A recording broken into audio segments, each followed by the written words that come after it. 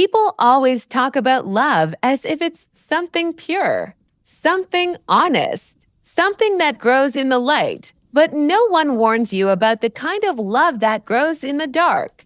In half-answers, in whispered lies, in the soft. Careful words of someone who knows exactly how to hide behind the parts of himself you desperately want to believe in. When I met him, I didn't fall in love with who he was. I fell in love with who he pretended to be. And that's the kind of love that hurts the deepest because the person you lose wasn't even real. But the pain they leave behind always is, he wasn't the loudest man in the room. He wasn't the most charming. He didn't sweep me off my feet or make grand promises. No. He did something much more dangerous. He made me feel seen. He listened to my stories with the kind of focus people only pretend to have. He memorized the way my voice cracked when I spoke about my past. He noticed the way I avoided eye contact when I was nervous. He knew exactly when to make me laugh and exactly when to lower his voice until it felt like a secret I had earned. And I, like a fool who had been waiting too long to be understood, mistook attention for honesty. He never told big lies.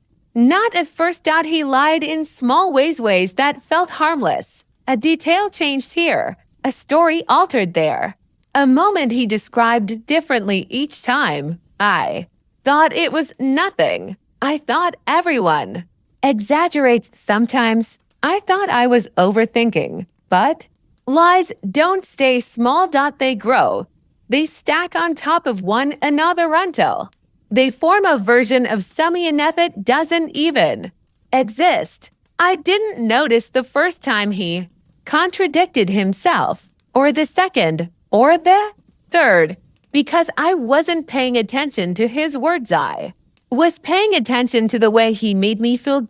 And feelings. Feelings are the easiest things to manipulate. He told me he loved quiet mornings until I learned he never woke up before noon. He told me he hated crowds but somehow always had friends I never met. He told me he loved deep conversations but never shared a single real thing about himself. Not his past. Not his fears. Not his dreams. Not the parts of him that make a person human. He's just private. I told myself he just needs time. He'll open up when he feels safe. But the truth is you can't open up a locked door if the person behind it never intended to let you in. Still, I loved him. Loved him so deeply it scared me. Loved him because I thought he was gentle.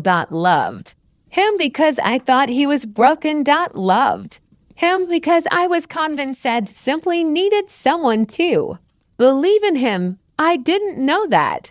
Some people don't want to be believed in. They want to be trusted blindly so they can lie without consequence. It wasn't one moment that changed everything. It was 100 little moments, 100 small inconsistencies I brushed aside because loving him felt easier than questioning him. Until one night, he slipped. Just once, just long enough for the mask he wore to crack around the edges, long enough for me to realize it. Every truth he ever told me was crafted carefully like a script, memorized by someone who wasn't living a life, but performing one. The man I fell in love with never spoke the truth, not once, not ever. And the most painful part, I didn't fall for the man he was. I fell for the man he pretended to be when he needed something from me. The truth didn't break me. The truth set me free. What broke me was realizing that the person one loved had never existed at all. And this is how I learned it, that the most dangerous kind of love is the one built on someone's lies, because when they disappear, you don't just lose them. You lose the version of yourself that believed in them. People think liars are easy to spot. They imagine shifty eyes, nervous laughter, inconsistent stories. But the truth is, the best liars are the ones who lie with calm hands, steady breathing, and a voice that sounds like safety. He was exactly that kind of liar. The kind you trust without question. The kind who knows that truth isn't the opposite of a lie, it's the weapon that hides it. In the beginning, he made his lies look like honesty. He told me little stories, tiny confessions, harmless details. He'd say things like, "My childhood was complicated. I don't like talking about my family. I've been hurt before."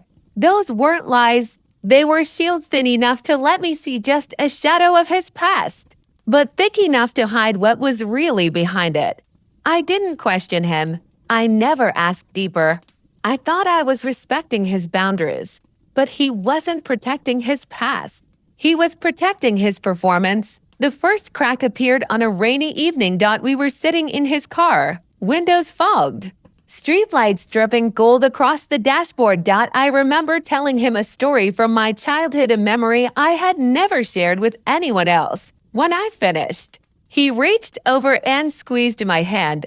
His touch was gentle, too gentle. He said, "I know exactly how you feel. The same thing happened to me, but something about the way he said it felt rehearsed. His voice didn't tremble where it should have. His eyes didn't soften in the right places. It felt copied. Like a line repeated from someone else's script. Still, I ignored it.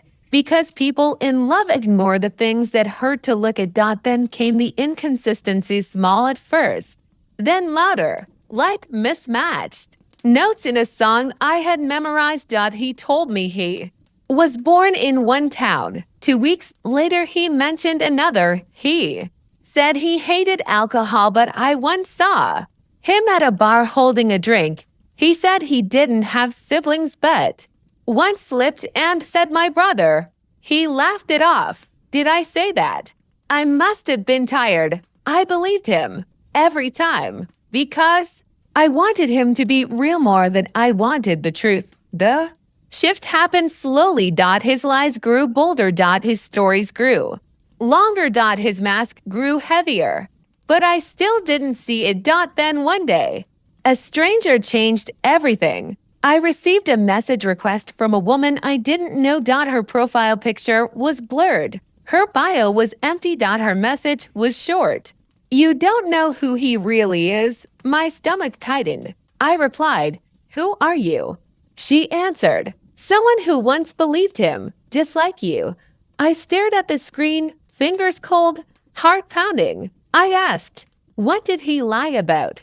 She sent a single sentence. Everything. My throat closed. The room felt smaller. The air heavier. I wrote, "Why are you telling me this?" Her reply made my breath stop. "Because you're repeating my story." Before I could type another word, she disappeared, blocked me, gone as quickly as she arrived. I wanted to ignore her. I wanted to pretend she was bitter, jealous, delusional. But something inside me cracked open. A quiet truth, a quiet fear. I started paying attention. And when you start watching, a liar really watching, you see everything. His words didn't match his eyes. His stories didn't match their timelines. His emotions didn't match the moment. He smiled at all the wrong times, hesitated at questions that should have been simple, changed subjects when conversations got too close to reality. And then I found the photo, a picture tucked in the back of his wallet. A picture of him and a woman standing together like a couple. He had told me he'd been single for years, but the photo looked new. To new. My hands trembled. I asked him softly, "Who is she?" He stared at me with a calmness that felt unnatural. "Just a friend." But his jaw tightened just slightly. His fingers curled inward. His breath caught for a fraction of a second. And right then, I knew he wasn't protecting her. He was protecting the lie. Over the next few days, everything unraveled. I learned he had different names for different people, different jobs for different stories. Different pasts for different Conversations. He lied with ease because lying wasn't his. Mistake it was his identity. Once. I asked him directly, "Why do you lie?" He smiled, a soft, heartbreaking smile, because the truth never got me what I wanted. I felt something inside me collapse. The man I loved never spoke the truth because he didn't know how. Truth requires vulnerability. Truth requires realness. Truth requires a person to exist beneath the mask. But he wasn't a person. He was a performance, and I was the audience who clapped too long, leaving.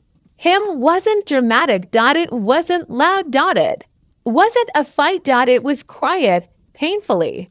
Quiet. The kind of quiet that feels like morning. I walked away from. Hyman from the version of myself who thought love could fix. Someone who was never real to begin with. Sometimes I wonder if he's out there, now telling new stories, wearing new masks, building new versions of himself for someone else to fall in love with. But then I remind myself I didn't lose him. I escaped him. And sometimes escape is the closest thing to survival. After I left him, the world didn't suddenly make sense again. People like to imagine that walking away is the final chapter, that once you escape a liar, the story ends. But the truth is, the story doesn't end when they leave your life. The story ends when their voice stops living inside your mind.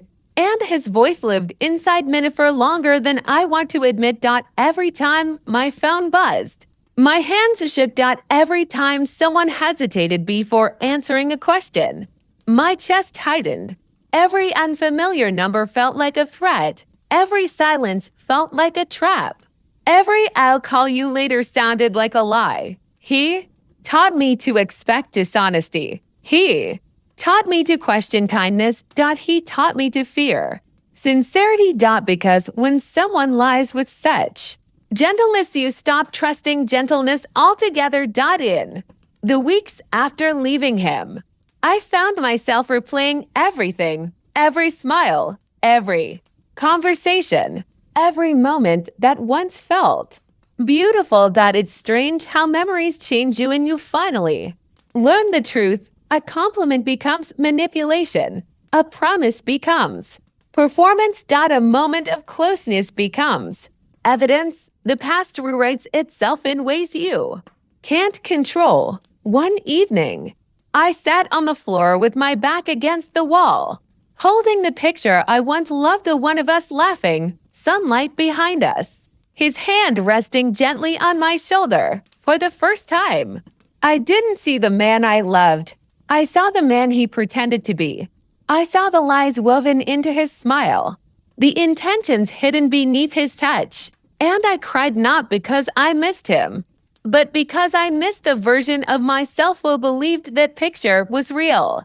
Healing didn't come in one moment. It came in pieces, in small, quiet victories, like the first morning I woke up without thinking about him, the first laugh that wasn't followed by guilt, the first time I looked in the mirror and didn't search for the version of me he wanted me to be. I realized something important.